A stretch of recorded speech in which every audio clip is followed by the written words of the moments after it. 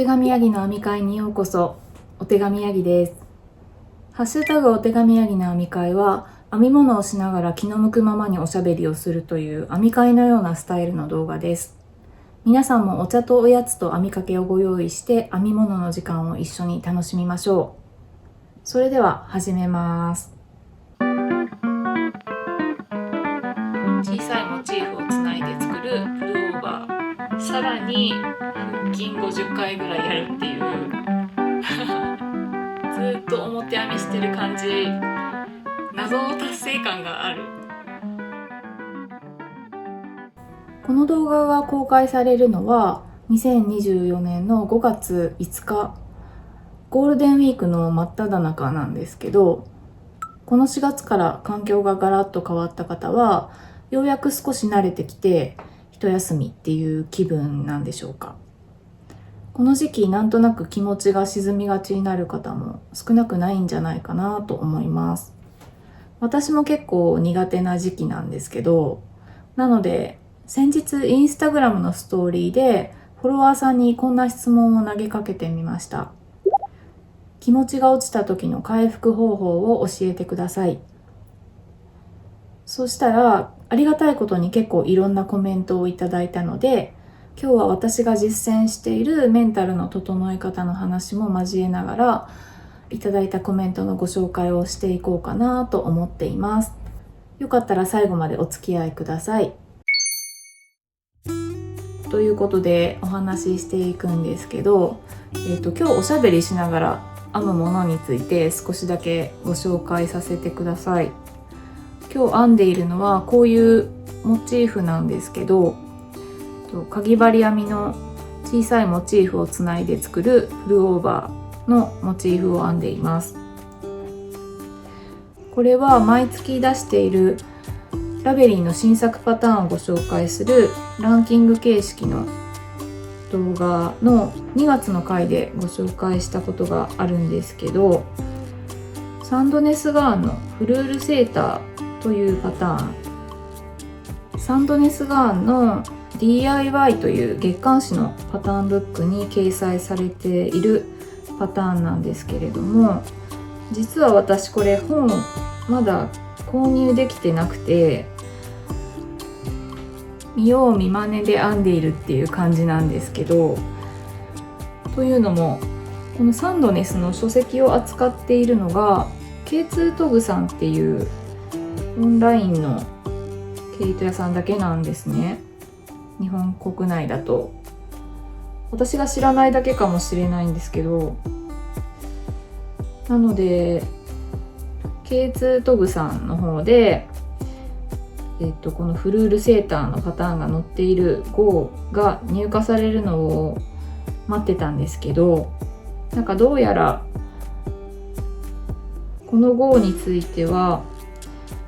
キットのみの販売になっちゃったらしくて、キットは発売されたんですけどパターンブックの方は入荷がなくて、なのでどうしようかなと思ったんですけど、今編んでいるこの糸でもう編もうって決めていたのと、あとちょっと予算的にも悩むところがあって、なのでキットは購入せずに自分の手持ちの糸で編み始めてしまいました。で、モチーフの編み方とつなげ方については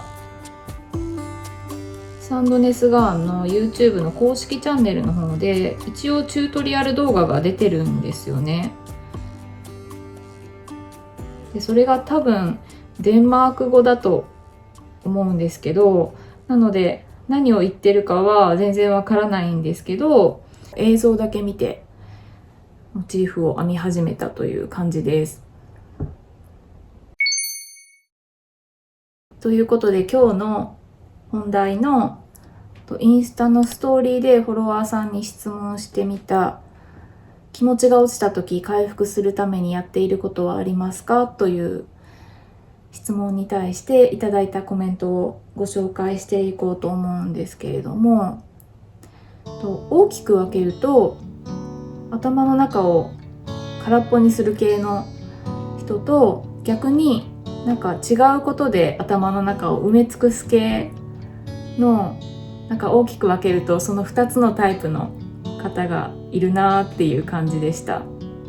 どっちも基本はなんかその時すごい悩んでることを頭から追い出すためにやってるっていう感じのコメントだったんですけど、まずは空っぽにする系の方の意見ではこんなのがありました。いつも楽しく見てます。ありがとうございます。とにかく寝ることです。とにかく寝ますっていう、この寝るっていう意見が結構多かったです。スマホから離れて早めに床について休みます。この方はデジタルデトックスも一緒にやるっていう感じなんですね。やっぱ悩んでる時ってなんかよくわかんないけど、とりあえずスマホを意味もなくすごいいろんな SNS とかをだらーっと見ちゃう時ってありますよね。この方もそんな感じなのかな。だからとりあえずそういう情報からは一旦距離を置くっていう感じなんですかね。あとは一人でケーキを食べます。そして寝ます。この方はなんか空っぽにするのと埋め尽くす両方やってる感じがします。まずはなんか自分の大好きな食べ物を食べて幸せな気分になって、さらに寝て悩みを考えないようにするっていう感じなんですかね。私も結構疲れたなとかっていう時に食べるのは甘いものが多い感じですかね。なんかハーブスっていうとこのケーキが好きでたまに食べるんですけど、今いろんなとこにお店があるから知ってる方も多いんじゃないかなと思うんですけど、ハーブスのケーキってめっちゃでっかいんですよね。なので日常的に食べる感じではないというか、特別な時にお腹いっぱいになって幸せになりたいみたいな感じの時にたまに買ってきて食べます。この方はどこのケーキを食べていらっしゃるんでしょうか。あとは寝る以外の頭を空っぽにする系の対策は、外でぼーっと日光浴とかマインドフルネスの瞑想をしますっていう方もいました。日光浴ってなんかいいですね。植物の光合成みたいで、やっ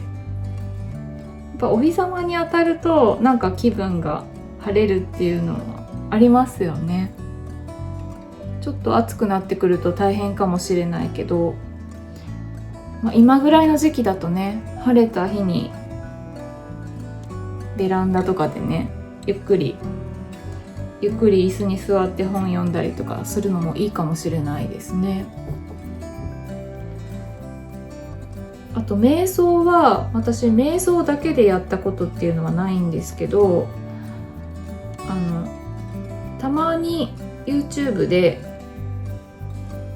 ヨガのチャンネル見ながらヨガをするときに、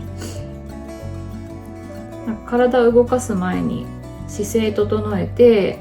呼吸整えて瞑想みたいなので瞑想をやることはあります。なんか不思議なことに姿勢整えて呼吸整えて瞑想するだけでなんかちょっと頭が冴えてすっきりしてくる感覚ありますよね。最近全然やってなかったから、私もちょっと久しぶりにヨガをやりたいなって思いました。あとは適度に体を動かすっていうのはやっぱり皆さんやってらっしゃる方多いなと思ったんですけれども、散歩、お風呂、お散歩、水泳みたいな軽く体を動かす系のことをしている方も結構いましたね。できるだけそのことを考えないようにする、運動する、行動するまでが億劫ですが、ジムに行って運動すると気分が晴れます。私もそんなに運動得意じゃないんですけど、たまにやっぱ体を動かすとすっきりするなって思いますよね。なんか昔ホットヨガに通っていた時があって、その時は結構体力があったので、そのホットヨガのスタジオはジムも併設されているところだったので、毎週末行って45分ぐらいのホットヨガのクラスがあるので、それを受けて、その後にさらに併設されてるジムのトレッドミルっていうランニングマシーンですね。で10キロぐらい走って、さらに腹筋50回ぐらいやるっていう結構ハードなメニューをやってた時ありましたね。なんかやっぱ結構その時期はあんまりうじうじ悩んだりすることが少なかったような気がしますね。で今はそこまでやる体力がもうないので、私もたまにお散歩ぐらいの程よい運動をしています。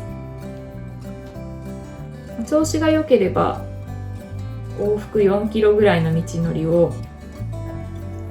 1時間くらい散歩するとだいぶ気分が晴れますね。で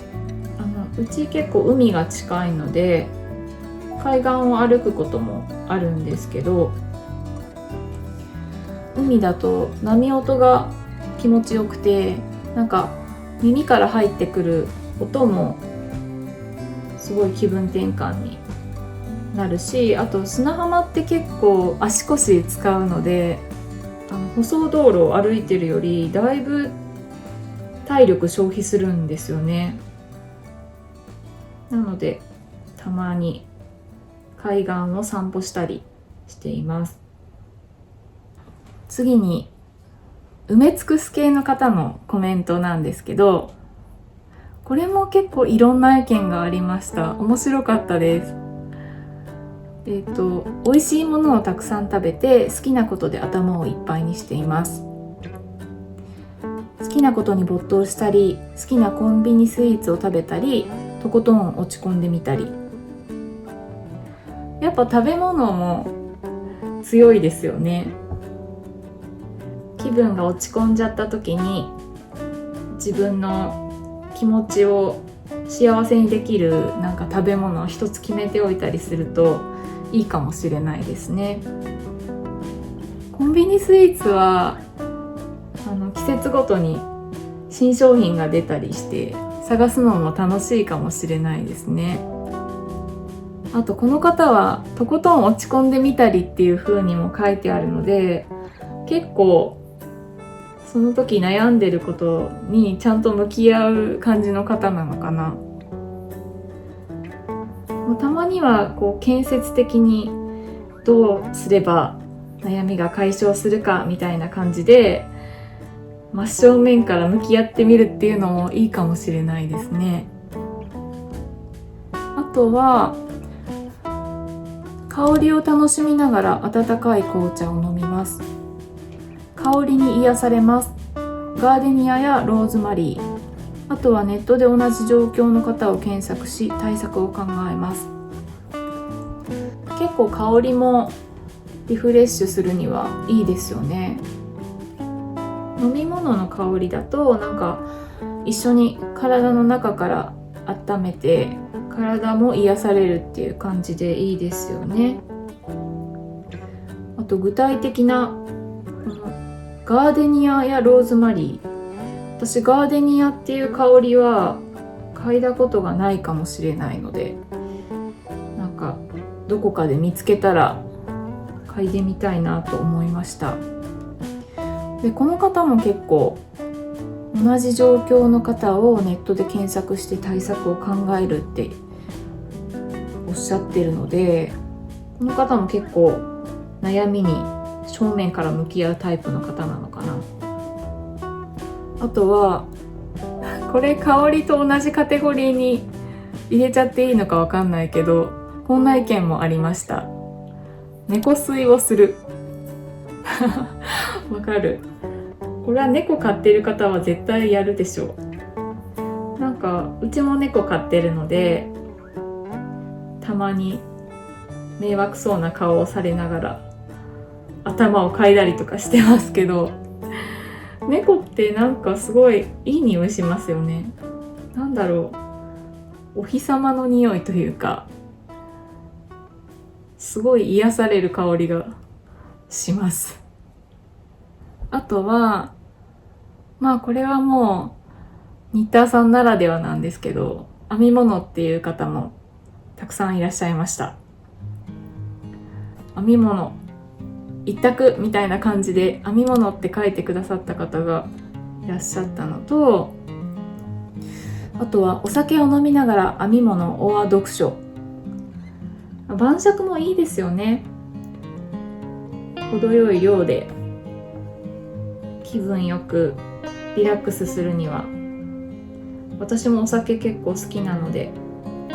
いい気分転換だなと思います。あとは編み物やヨガ、編集時など没頭できることをします。この方は編み物以外にもいろいろリフレッシュする趣味をたくさんお持ちみたいですね。編集時は私はやったことないけど、なんか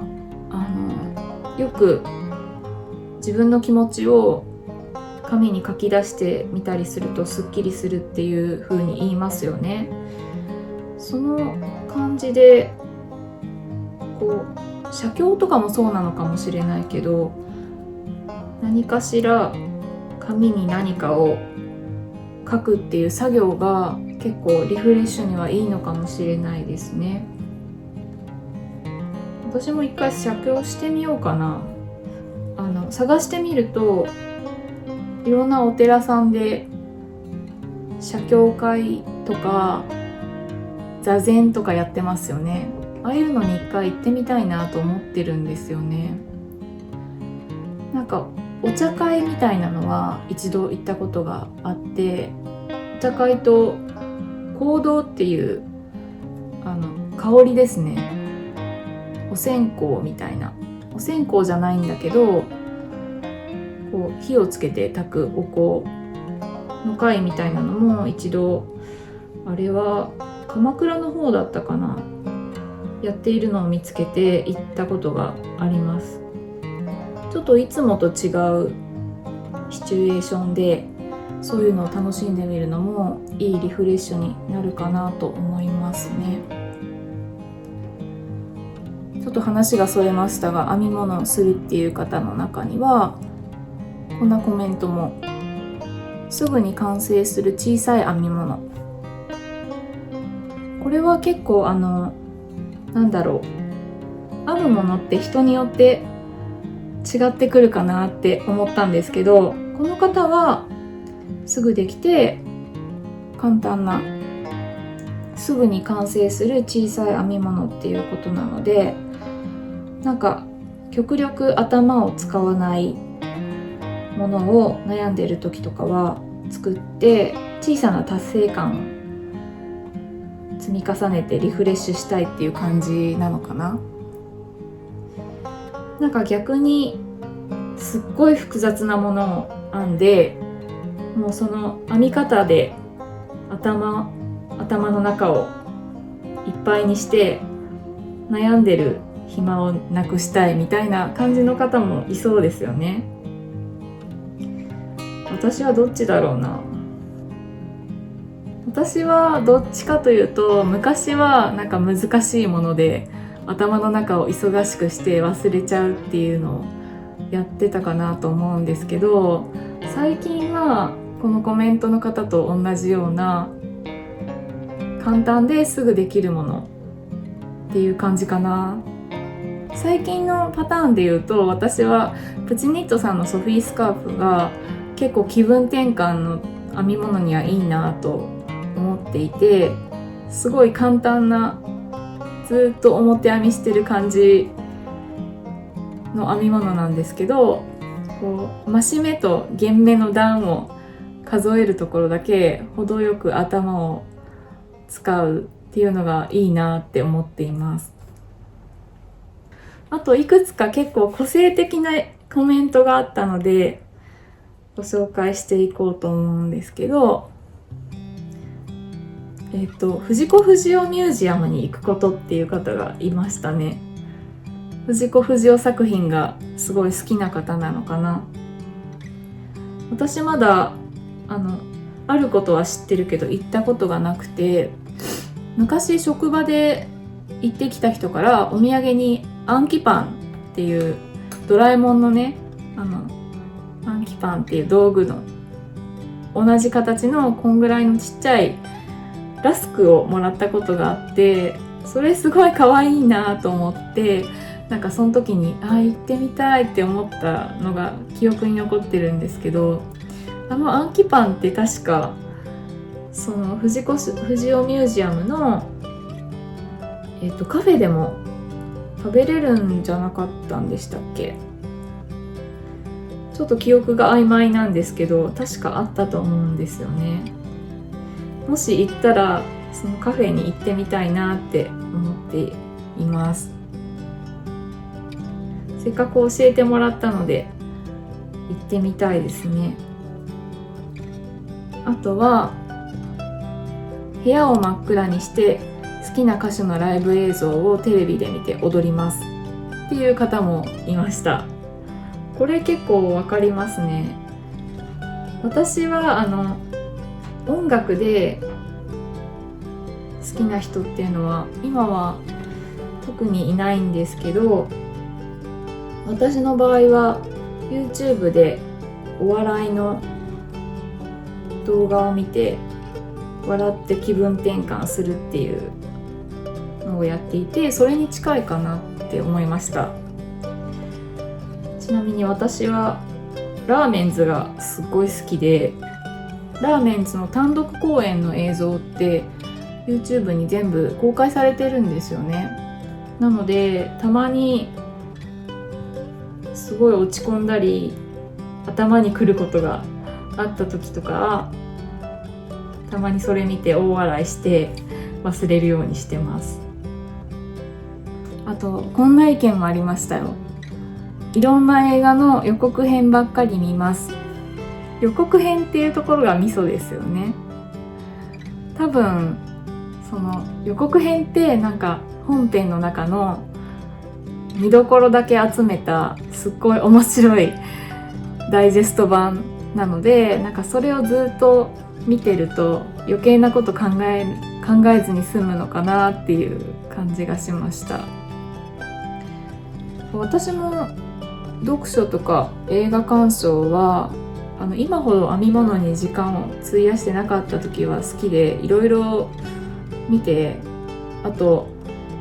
見た後にレビューサイトに記録がてらいろいろ書き留めてたりもしたんですけど、それ今でも見返す時があって、昔は結構新しい本とか新しい映画をいろいろ見漁っていく感じだったんですけど、だんだん年を取ってくるとそのお気に入りの本とか映画が決まってきて、今はそのレビューサイトを見返して、これ面白かったよなっていう感じで、なんか繰り返し同じ作品を見るっていうことが多くなってきましたね。大好きな作品ってこう何回見ても同じところで笑ったり泣けたりとかして安心感があっていいんですよね。はい、こんな感じでいろんな方にいただいたコメントをご紹介してみました。最後に私がいつもやっているおすすめの気分転換の方法を一つご紹介しようかなと思うんですけど、お金がかかんなくてアミューズメント性もあって、あと教養も増やせるっていう、私的にはすごいおすすめの気分転換法なんですけど、ランダム読書って個人的に名付けてます。どういうものかというと、図書館で無作為に選んだ本を読んでみるっていう読書なんですけど、例えば私がやっていた方法でご紹介すると、どうやって選ぶかはその日の日付で選ぶんですけど、まず何月何日の何月の数字で図書館の棚を選ぶ。で、何月何日の何日の数字でその選んだ棚の何段目っていうのを選ぶ。あとは目をつぶって適当にこれって選んで手に取った本を読むっていうやり方なんですけど、そのやり方は今だと乱数生成っていうのがネットでできるので、そういうのでやってみてもいいかもしれないですね。ランダム生成、こういうのです。乱数生成で検索すると出てくる。もしくはランダムナンバージェネレーターで出てくる。この何番から何番っていうのを設定して生成って押すと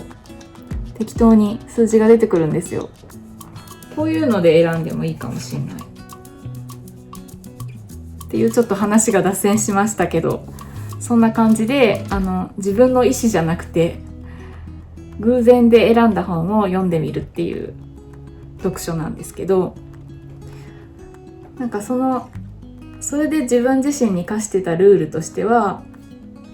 1回目で選んだ本を絶対に選び直さずに、どんなに興味がなくても借りて読み切るっていうのをやっていました。本当に全く興味がないとすごい読むのが苦痛だったりするんですけど、そういう時はもう文章を追いかけていくだけで、だんだん眠くなってきたら寝ちゃえばいいっていう別のリラックス方法にもなるし、どんな本でも何かしら発見があるっていうのが良かったですね。一番心に残ってるのが新約聖書下巻っていうのを選んでしまった時があって、せめて上巻であれよって思ったんですけど、なんか聖書は本当に絶対に選ぶことはないだろうなと思って、あと聖書って読んでみると気づくと思うんですけど、なんか物語があるようでないっていう、すごい読み物として最初から最後まで通して読むのは本当に大変なんですけど、でもなんかところどころ何かしら、これはって自分の気持ちをブレイクスルーさせるような文章、フレーズが出てきたりして、やっぱり読んでよかったなと思いますね。で、そんな全く興味のない本を一冊無理やりにでも読むと謎の達成感があるし、何やってんのかなって自分を客観視してちょっと笑えるっていうのもあるし、こうやって雑談のネタになっているのも無駄なようで無駄ではないなと思えるので、よかったらご興味ある方は一度やってみてください。ということで今日はかなり取り留めもないお話になっちゃったかなって思うんですけど、最後までお付き合いくださってありがとうございます。この辺で終わりにしようと思います。私はこんなストレス解消法をやってるよっていうのがありましたら、ぜひコメント欄で教えてください。それではまた次の動画でお会いしましょう。さようなら。